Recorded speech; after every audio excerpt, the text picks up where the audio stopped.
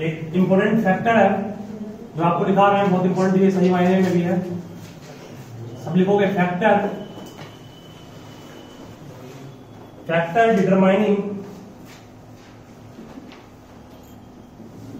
The rate of corrosion, factor determining the rate of corrosion।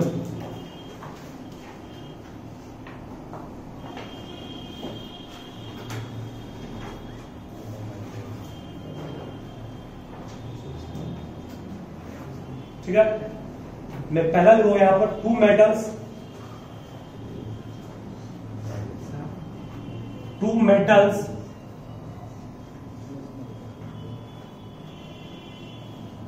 are in contact, two metals are in contact with each other, two metals are in contact with each other।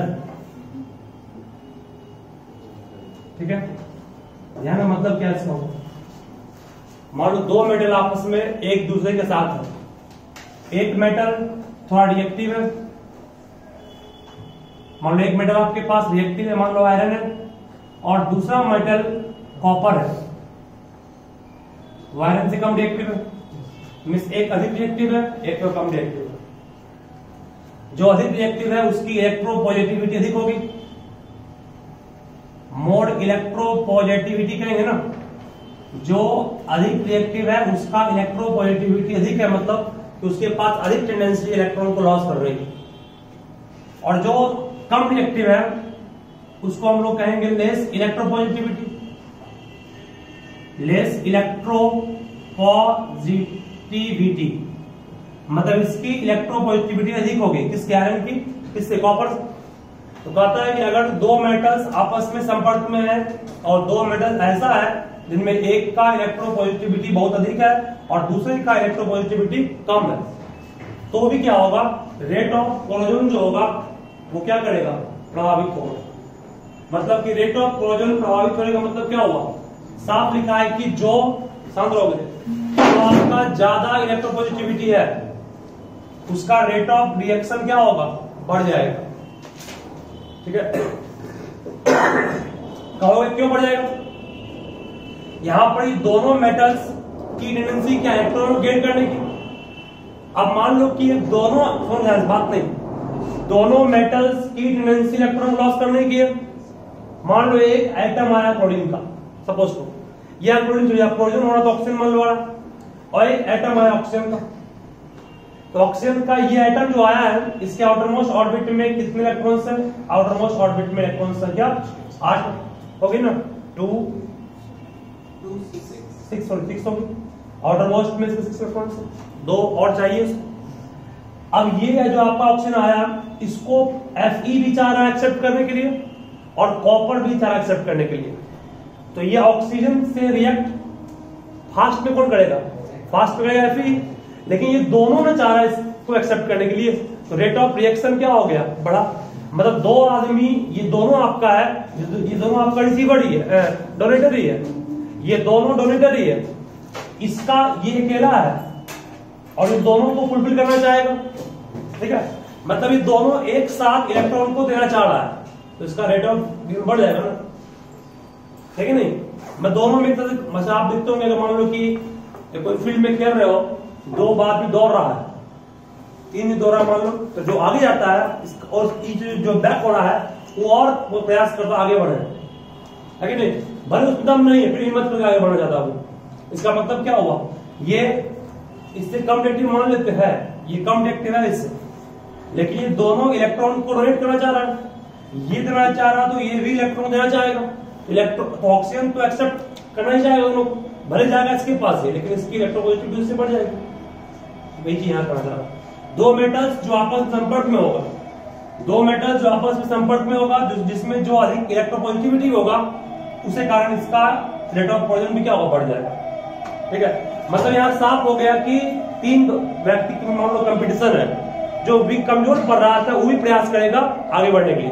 ठीक है ना। इसका मतलब ये दोनों मिल करके इसको electron देना चाह रहा है, लेकिन इलेक्ट्रॉन देगा एक्चुअल में कौन, ये देगा। ठीक है, मतलब इसका इलेक्ट्रॉन एक्सेप्ट करने की टेंडेंसी इसके पास अधिक हो गई थी। ठीक है, मतलब इस दोनों के आने से ये इलेक्ट्रॉन को और आसानी से इलेक्ट्रॉन को एक्सेप्ट करेगा, इसलिए कहेंगे रेट ऑफ कोलिजन क्या होगा। ये कंसेप्ट सिर्फ रट लेने से जो बस two metals are in contact with each other, ये टॉपिक सिर्फ था, लेकिन मेन थीम क्या है, ये दो मेटल्स आपस में कांटेक्ट में है।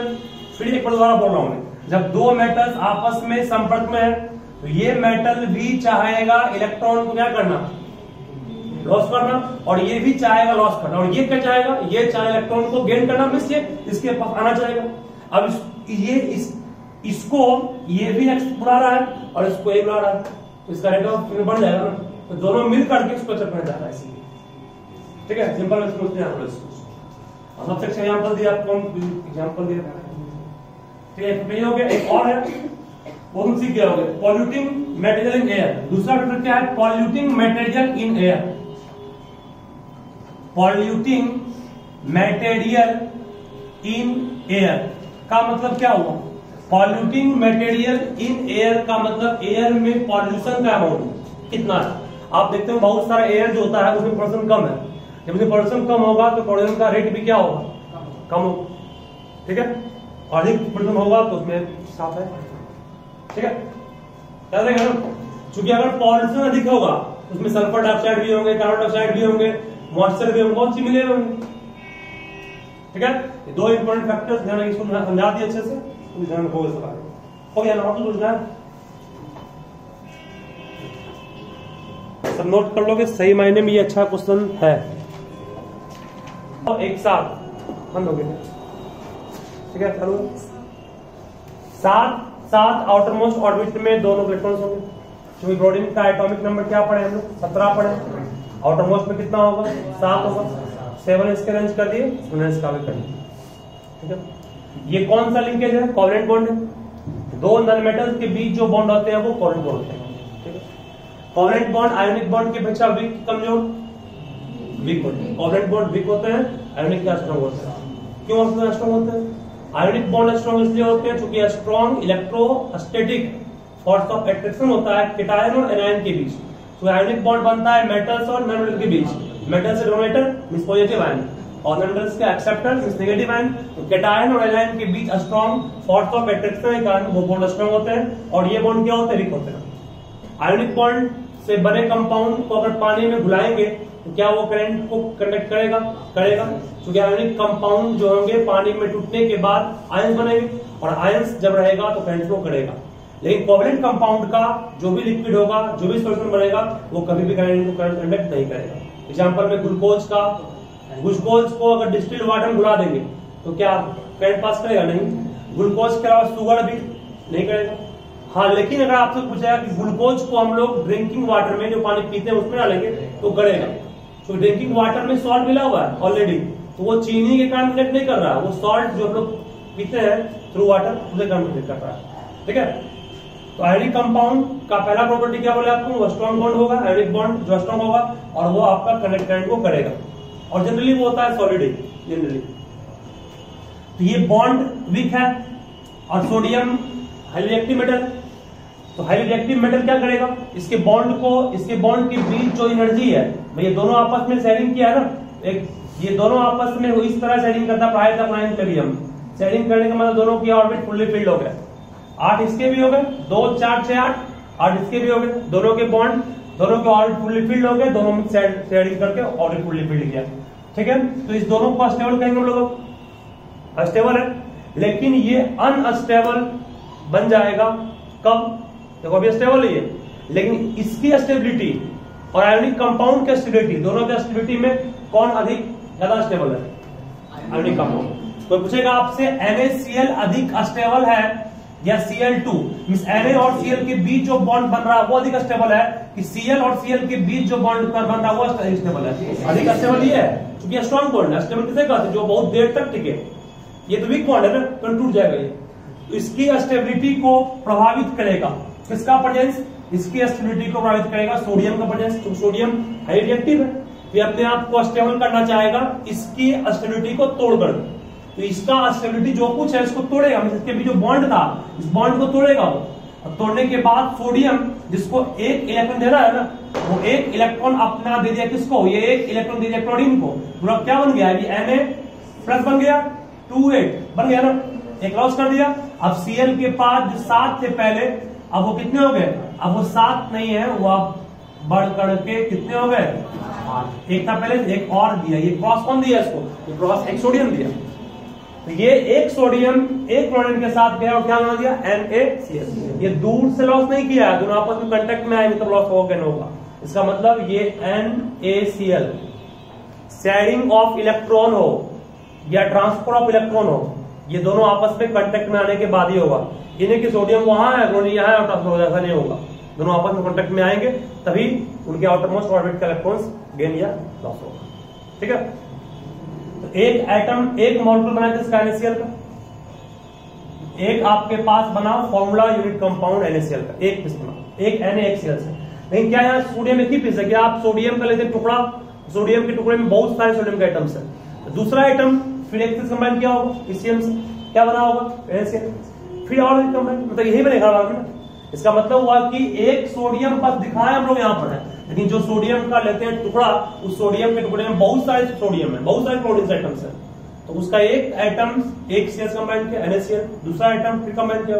इस तरह से हर हाल में हमेशा क्या NaCl बनेगा। हमने बस जो रिएक्शन लिया उसमें सिर्फ एक आइटम को शो किया सोडियम, एक्चुअल में बहुत सारे होते हैं। इसका मतलब यहाँ पे NaCl बना, एक और बनेगा, बहुत सा बनेगा। मींस अभी एक साथ Cl बच गया, यहाँ प्लस C कर दें क्या, Cl कर देंगे, नहीं यहाँ Cl नहीं करना है, क्योंकि ये रिएक्शन आपका आगे और होगा ना। कभी पॉसिबल कि एक आइटम सोडियम का ले एक Cl करे, पॉसिबल ही नहीं है। जब भी लेंगे तो आपका सोडियम का एक टुकड़ा लेगा और टुकड़े में बहुत सारे सोडियम से, ऐसा मत समझना कि Cl से छोड़ दिए, Cl ऐसा सेम बनेगा, आगे और सोडियम होगा फिर से याद आएगा। चलिए, मतलब कोई भी मेटल्स का रिएक्शन अगर क्लोरीन के साथ होगा तो बनाएगा metallic chloride. Metallic chloride generally क्या होते हैं, वो सॉलिड ही होंगे और ये आयोनिक कंपाउंड होगा, आयोनिक कंपाउंड बनेगा। और ये बॉन्ड क्यों टूट गया, फिर बोल रहे हैं आपको, क्योंकि कोवलेंट बॉन्ड वीक होता है और वो अनस्टेबल है, मतलब वो कम स्टेबल है किसकी अपेक्षा, आयोनिक कंपाउंड की अपेक्षा। तो ज्यादा प्रेफर करेगा आयोनिक बॉन्ड बनाना कि कोवलेंट बॉन्ड बनाना, आयोनिक बॉन्ड बनाना। तो आयोनिक बॉन्ड बन गया, ठीक है, लिखिए इसको फास्ट में।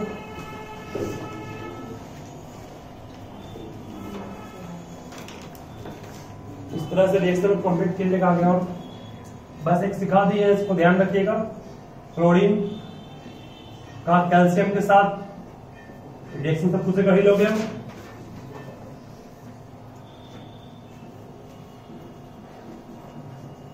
मैग्नीशियम का क्लोरीन के साथ, एल्युमिनियम का भी क्लोरीन के साथ।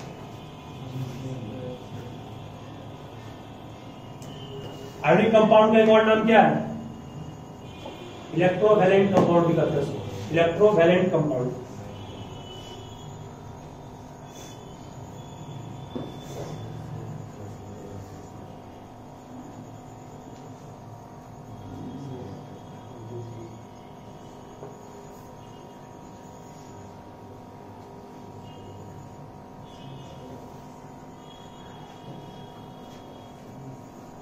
सब पूरा कर लोगे इसको ना, इसमें क्या बनेगा CaCl2, इसमें MgCl2। हम जो सिखाते हैं वो एक्चुअली उसका नाम क्या है, हम जो भी आपको इस तक तोड़ सिखाया वो क्या है, क्यों कहलाता है, उसको हम लोग एक्चुअल में क्या कहेंगे, उसे कहते हैं केमिस्ट्री का मैकेनिज्म। मैकेनिज्म मतलब जो घटना होती है उसको समझाइए कैसे हुआ। ये आप लोग 10th तक नहीं पढ़ते हैं, लेकिन 10th के बाद जब 11 12 में तो इस तरह तोड़ के यार रिएक्शन समझाना पड़ेगा टीचर्स को। इसे कहते हैं मैकेनिज्म, ठीक है। बैलेंस सब कुछ कर लोगे इसको, AlCl3, एल्युमिनियम का +3, क्लोरीन -1, AlCl2, ठीक है। बैलेंस कुछ कर लोगे। देखो next, metal, reaction of metal with hydrogen, तो इंपॉर्टेंट नहीं है। Reaction of metal with hydrogen,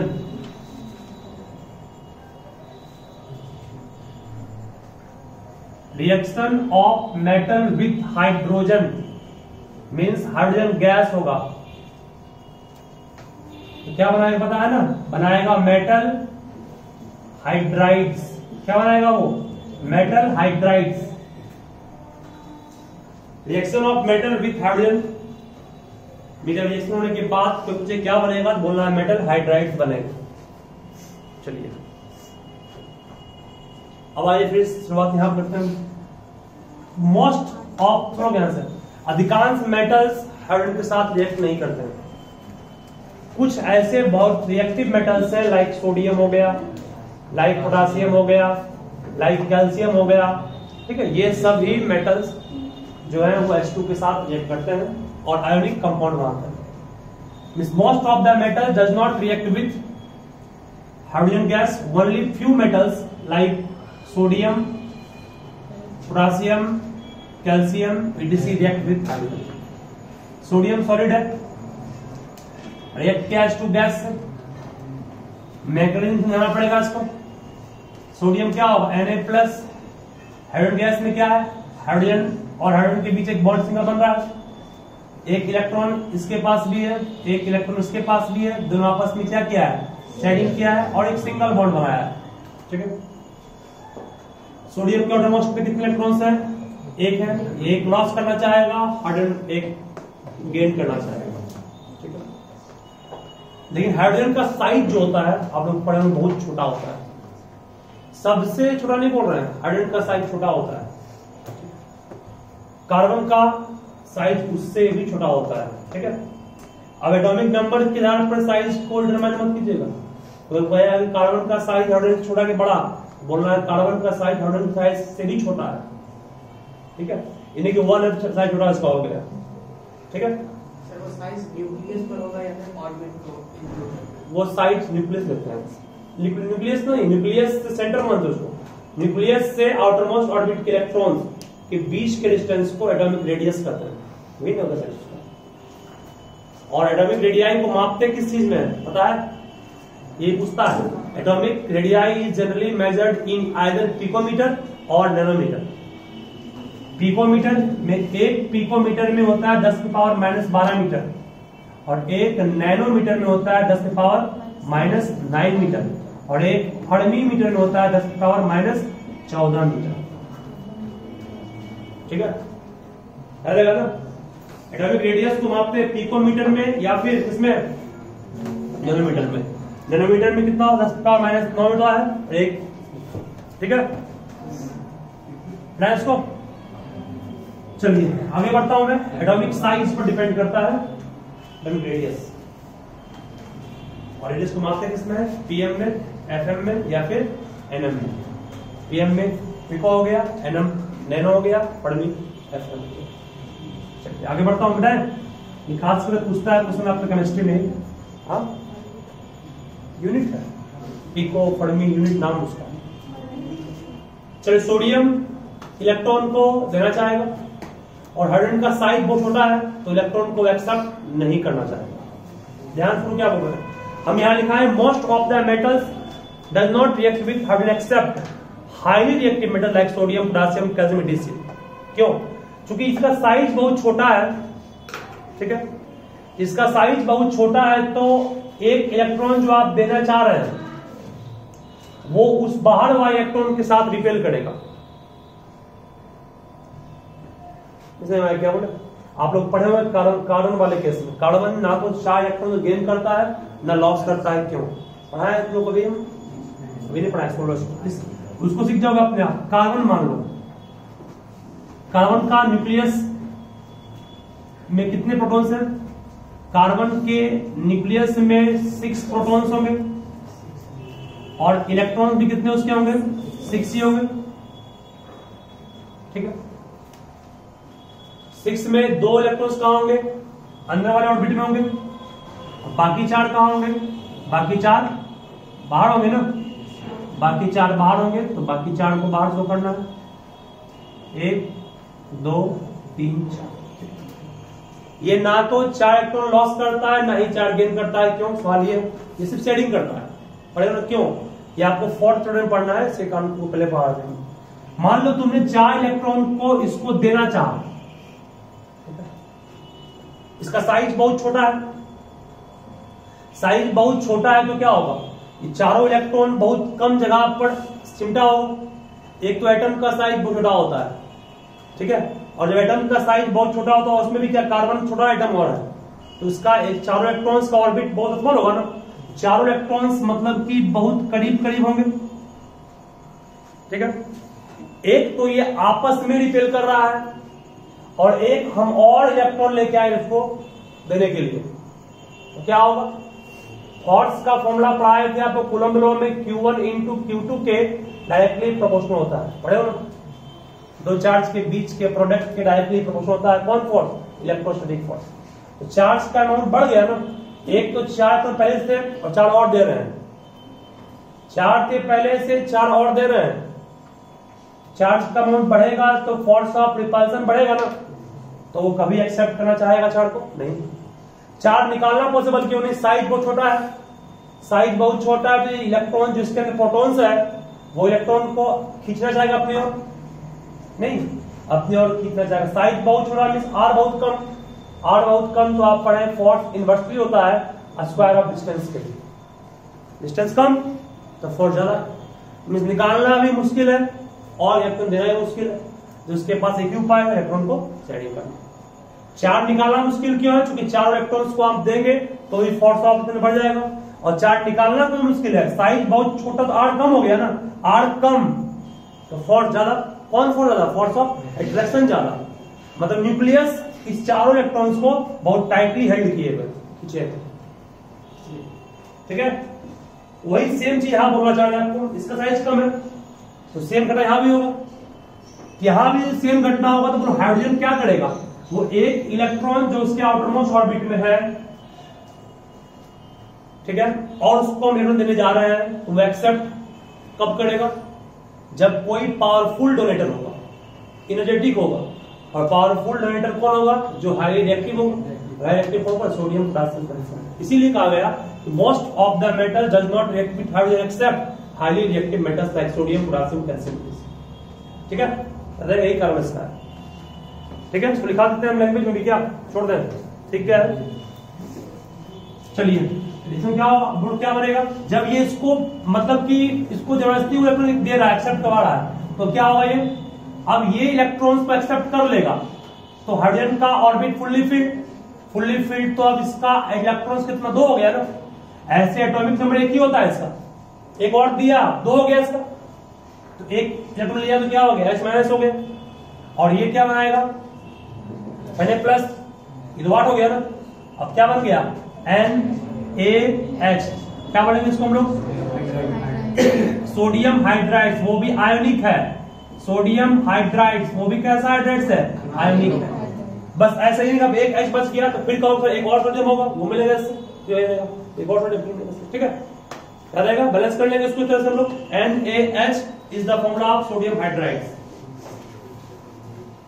चलिए ये इसका पूरा कारण था, रीजन के साथ बोल दिए, इसको ध्यान रखोगे। एग्जाम्पल एक और बनाइए खुद से आप लोग, कैल्शियम का क्या होगा, बन जाएगा ना,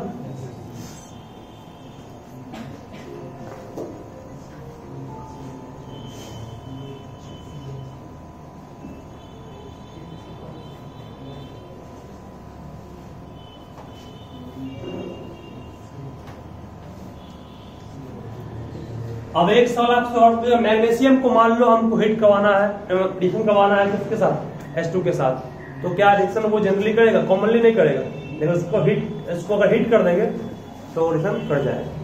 तो हिट करने से क्या होगा,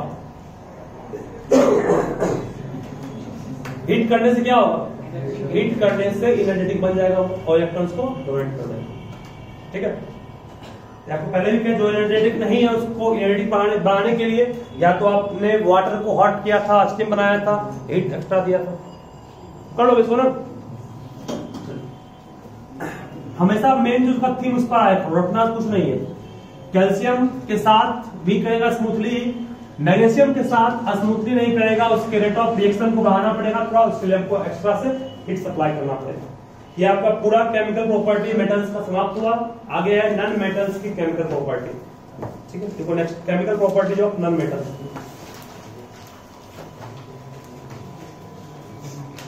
chemical properties of non metal.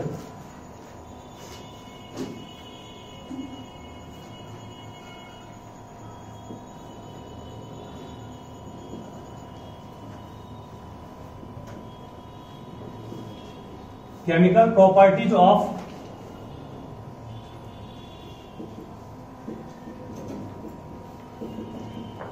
non-metals। शुरू करें। देखो पहला, reaction of non metal with oxygen. Reaction of non metal with oxygen.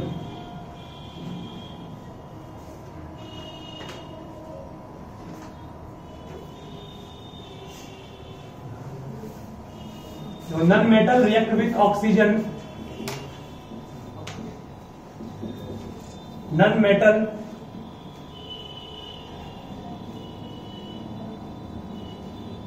react with oxygen and form. Non-metal react with oxygen and form. बात नहीं this. Non-metal react with oxygen and form either acidic oxide और neutral oxides. Either acidic oxide और neutral oxide.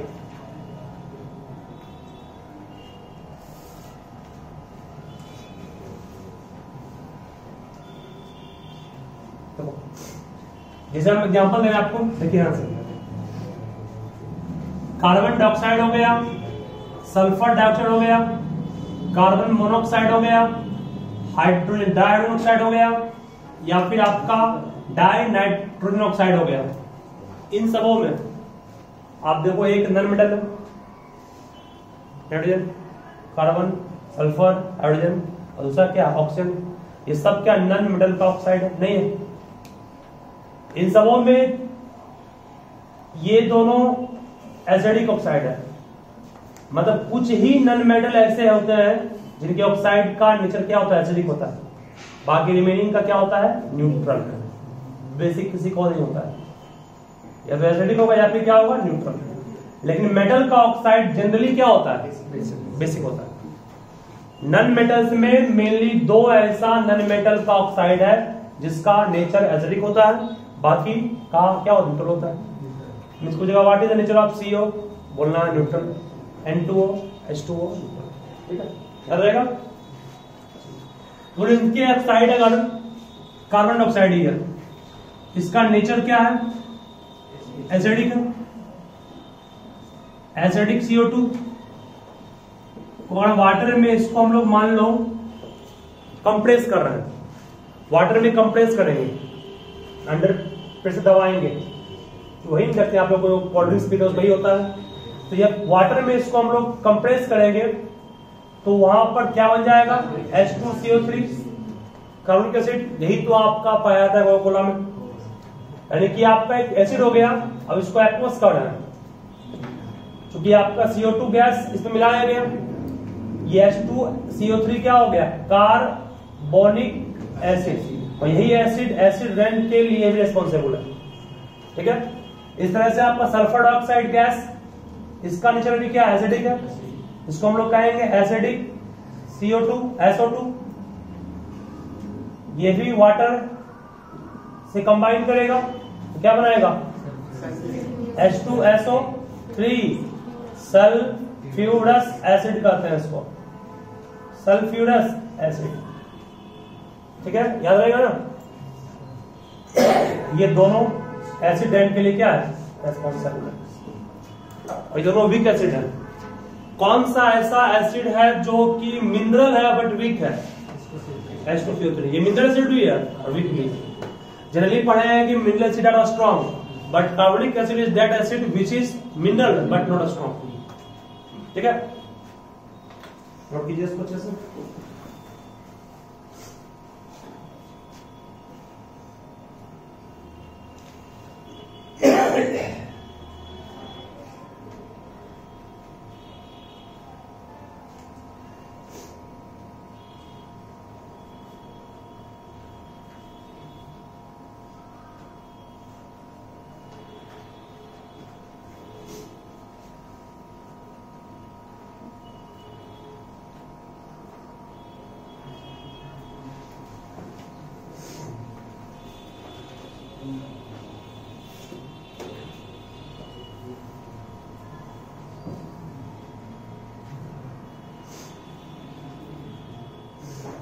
हो गया? Video pause करो।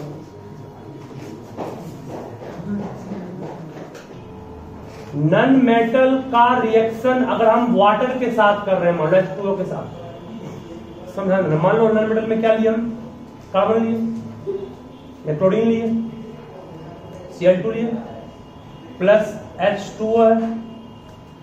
ये reaction करेगा क्या? नहीं करेगा, क्योंकि वहां पर मेटल वाले केस में सोडियम था और ये जो बॉन्ड था वो कोवलेंट बॉन्ड था। कोवलेंट बॉन्ड को हम लोग अनस्टेबल कहते हैं। अनस्टेबल कहे मतलब क्या होगा? वो तुरंत टूट जाएगा। कब? जब कोई इनर्जेटिक पार्टिकल मिल जाए उसको। तो वहां पर इनर्जेटिक था, कोई सोडियम था, कैल्शियम था, पोटासियम था, ये सब था। यहाँ तो ये खुद नॉन मेटल ही है और इसमें भी कोवलेंट बॉन्ड ही है। तो कोवलेंट तो पहले से अनस्टेबल है। जब कोवलेंट बॉन्ड अनस्टेबल है तो ये रिएक्शन हो पाएगा? नहीं हो पाएगा। इसका मतलब कि नन मेटल्स का रिएक्शन कभी भी वाटर के साथ इसलिए नहीं हो पाएगा क्योंकि कोवलेंट बॉन्ड को तोड़ने के लिए आयोनिक बॉन्ड चाहिए और आयोनिक बॉन्ड तभी हो पाएगा जब मेटल होगा। और मेटल नहीं, नन मेटल्स ही है, तो फिर तो वही बॉन्ड बनेगा। इसका मतलब रिएक्शन वहां प्रोसीड नहीं करेगा। ठीक है, या सिंपली में कहेंगे non metal can not displace what? Hydrogen from water. ठीक है, या एक और कहेंगे non metals can not gives electron to hydrogen to make it anion। ये कर सकते है ना? देखो यहां पर non metals does not react with water because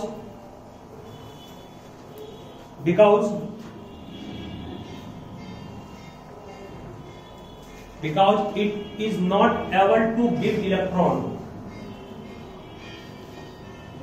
Because it is not able to give electron to hydrogen, CO2 hydrogen। Because it is not able to give electron, means electron देने के लायक है ही नहीं है। इलेक्ट्रॉन का receiver है ना metals. Because it is not able to give electron to hydrogen। ठीक है, next reaction of non metal with dilute acid. Reaction of non metal with dilute acid. तो क्या डाइल्यूट एसिड के साथ ये रिएक्शन कर पाएगा? वहां भी नहीं हो पाएगा, क्योंकि डाइल्यूट एसिड में भी क्या आएगा? H होगा और H हटा पाएगा, ये नहीं हटा पाएगा। ठीक है, यहाँ भी सेम टू सेकंड होगा, सेम वही कारण होगा। यहाँ वहां भी वही कारण था, यहाँ भी सेम कारण है। Reaction of non metal with dilute acid में, डाइल्यूट एसिड में भी हाइड्रोजन होगा और उसको डिस्प्लेस कोई नहीं कर पाएगा। ठीक है, चलो नेक्स्ट फिर आगे लिखोगे। क्या बोल दिया? क्या काम है? कौन है? आ जाओ, ठीक लिखो। Reaction of non metal with salt solution.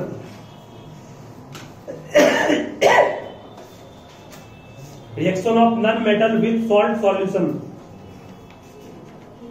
बस लास्ट ये दो। Reaction of non metal with salt solution. ठीक है, देखो मान लो कि आपके पास सॉल्ट है NaBr, नाम क्या इसका है? Sodium bromide. सोडियम ब्रोमाइड वो रिएक्ट किया मान लो क्लोरीन से। क्लोरीन गैस है, सोडियम और क्लोरीन के बीच कौन सा बॉन्ड होगा? आयोनिक बॉन्ड होगा। एक मेटल इसका आंसर Na+ और Br क्या वायलेंस होगा? क्लोरीन में क्या होगा? Cl बॉन्ड Cl होगा। ये एक इलेक्ट्रॉन देके इसको तोड़ेगा और बनाएगा आयोनिक बॉन्ड, वो भी स्ट्रॉन्ग NaCl। और क्या बनाएगा? और क्या बनाएगा? BrCl नहीं बनेगा। BrCl तो बन सकता है, बनेगा, बन सकता है, क्योंकि ये दो नॉन मेटल्स है। हाँ बनता नहीं कोवलेंट, लेकिन बनेगा नहीं यहाँ पर। यहाँ पर Cl ऐसे बहुत सारे होंगे ना, और वो एक एक Cl किससे मर्ज करेंगे, सोडियम के साथ, और यहाँ बनेगा BrCl नहीं बनेगा, बनेगा ब्रोमीन, ब्रोमीन गैस बनेगा Br2, ठीक है। एक Na+ एक Cl से मर्ज किया बना NaCl, और एक Na यहाँ इससे मर्ज किया NaCl, फिर Na बच गया Br, बच रहा बाद में ना, वही Br क्या बन जाएगा Br2, ठीक है। चलो आगे बढ़े, याद है ना ये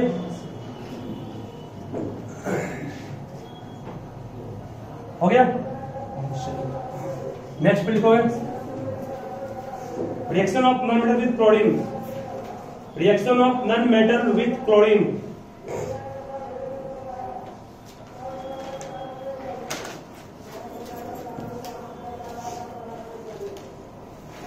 Reaction of non-metal with chlorine. Do non-metal react with chlorine? Non-metal react with chlorine and form. Non-metal react with chlorine and form non-electrolyte. Non-electrolyte covalent chloride, non-electrolyte covalent chloride, non-electrolyte covalent chloride। मतलब क्या हुआ, देखो hydrogen non metal है, वो react किया किससे, chlorine से। Phosphorus non metal है, वो रिएक्ट किया किससे, क्लोरीन से। कभी भी जब हाइड्रोजन का रिएक्शन हो तो H मत लेना, वो H2 होगा, तो नेचर में आपको H नहीं H2 मिलेगा, ठीक है। चलिए अब ये रिएक्ट करेगा तो क्या बनाएगा, H2 मीन्स H और H भी सिंगल बॉन्ड है, Cl2 मीन्स Cl और Cl भी सिंगल बॉन्ड है, ठीक है। H और H के बीच जो लिंकेज है ये अस्टेबल कम है, किसकी अपेक्षा, जब H और Cl के बीच लिंकेज बनता तो उसकी अपेक्षा। तो ज्यादा बनने का प्रेफरेंस किसको देगा, HCl को कि H2 या Cl2 ही रहेगा, HCl, क्योंकि H और H के बीच जो लिंकेज है या Cl और Cl के बीच जो लिंकेज है कोवलेंट लिंकेज, वो अभी अस्टेबल कम है। इससे अधिक अस्टेबल कौन बनेगा, जब H और Cl के बीच बनेगा लिंकेज तो। हालांकि H और Cl के बीच का लिंकेज भी क्या हो, कोवलेंट होगा वो भी, लेकिन वो कोवलेंट जो होगा H और Cl और Cl से अधिक क्या होगा, अस्टेबल होगा। तो बनना पसंद क्यों पड़ेगा ये HCl, अभी जस्ट कहा था मैंने आपको अस्टेबल ज्यादा बेनिफिट होता है उसके लिए। तो अस्टेबल आपका बहुत देर तक चलेगा, वो बिगड़ेगा नहीं, अलग नहीं होगा। चलिए तो क्या बनेगा HCl, और ये कंपाउंड कैसा है, इसको भी कोवलेंट कहे, कोवलेंट कहे ना। और क्या कहा मैंने इसको, नॉन इलेक्ट्रोलाइट, नॉन इलेक्ट्रोलाइट कहा गया, चूंकि ये आपका शेयरिंग से बना है, और ये शेयरिंग से बना है। अगर ट्रांसफर ऑफ इलेक्ट्रॉन से बनता तो क्या लिखते H+ और Cl- तो बनता है HCl, दोनों का फॉर्मूला सेम रहेगा, लेकिन वहां पर आपको लिखना पड़ेगा वो आपका कंपाउंड कोवलेंट है, ये आयोनिक कंपाउंड बन गया, ये एसिड है, ये इलेक्ट्रोलाइट है, बट वो नहीं, ठीक है। ये आपको हम पहले भी कहे थे, हाइड्रोजन जो होता है वो वर्सेटाइल नेचर का होता है। वर्सेटाइल का मतलब क्या हो गया, वो पॉजिटिव आयन भी फॉर्म कर सकता है और नेगेटिव भी। पॉजिटिव का फॉर्म करेगा जब इलेक्ट्रॉन लॉस करेगा तो, नेगेटिव का फॉर्म करेगा गेन करेगा, ठीक है। एसिड HCl जब तुम डिस्प्लेसमेंट, डबल डिस्प्लेसमेंट करोगे, कहीं पर डबल डिस्प्लेसमेंट रिएक्शन होगा, मान लो जस्ट NaH यहाँ और एक मान लो यहाँ ले लिए, ठीक है। उसके बीच अगर H और Cl मान लो जो कोई कंपाउंड होगा, उसमें मान लो यहाँ पर Br नहीं, यहाँ क्या मान लेंगे, यहाँ मान लेते हैं लोग CaCl2 मान लिए, ये टूटेगा क्या बनाएगा, Na+ H-, ये बनाएगा Ca+ Cl-, यहाँ HCl बन जाएगा। ये रिएक्शन बस सेपरेट रहेगा, अलग रहेगा, ये दोनों रिएक्ट नहीं कर पाएगा ना, सोडियम क्लोरीन अलग हो जाएगा। तो HCl तो बन गया ना, ये आपका क्या हो गया, आयोनिक कंपाउंड। बस ऐसे रहेगा एटम, जिस तरह H2S निकलता है ना, वैसे Cl और H अलग रह जाएगा, सोडियम अलग हो जाएगा, उसी में रहेगा। क्या बोले?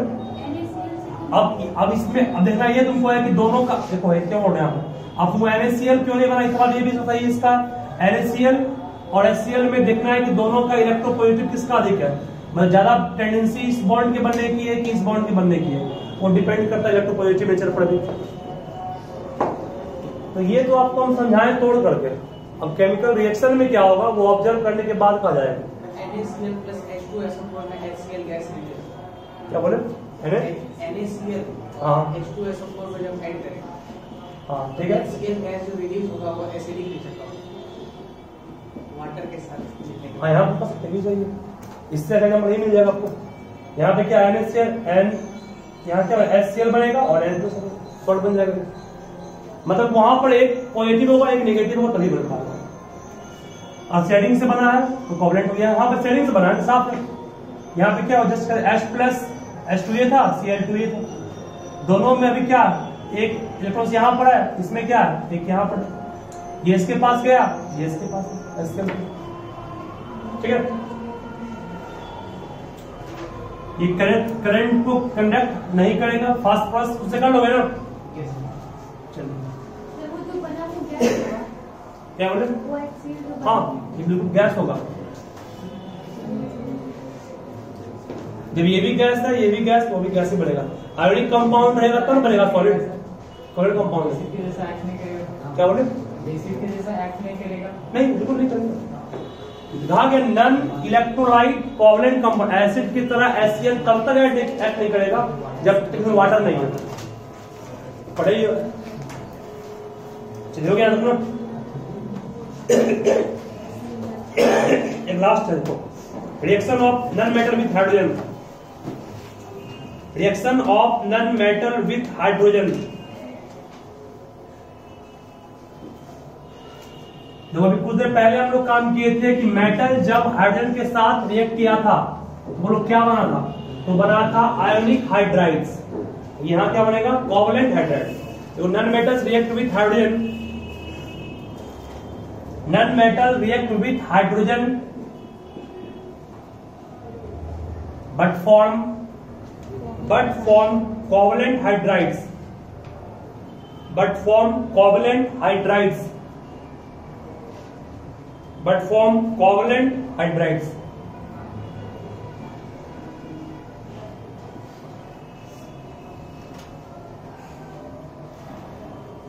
तो फर्स्ट वाले केस में क्या बनेगा H2S गैस है, कोवलेंट ये भी है, कोवलेंट क्या है हाइड्राइड। इसमें क्या बनेगा NH3 बनेगा, ये भी क्या है कोवलेंट हाइड्राइड।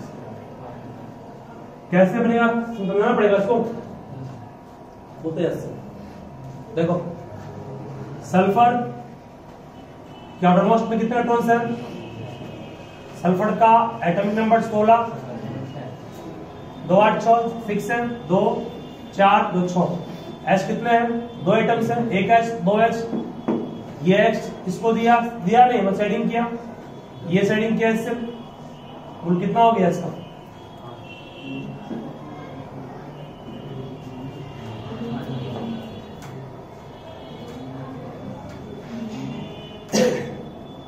शेडिंग किया 8 हुआ इसका,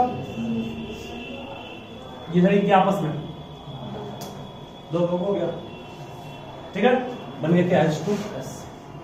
H3 में क्या होगा N और H कर लेंगे उसको भी ना, साथ होगा इसका। इसमें एक आपका लॉन पेयर होता है, पढ़े होंगे लॉन पेयर सुने ना, जो कि शेडिंग में पार्टिसिपेट नहीं करता है। 5 1 2 3 4 5 H कितना 3 है ना, क्या हुआ 1 H 2 H 3 H शेडिंग किया, ठीक है।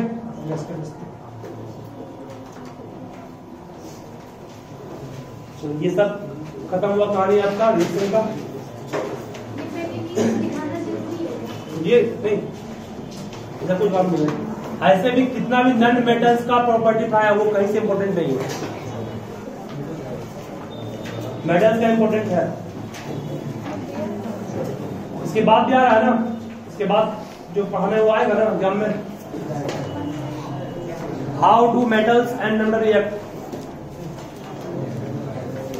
आएगा वो। चलो पढ़ा देंगे उसको।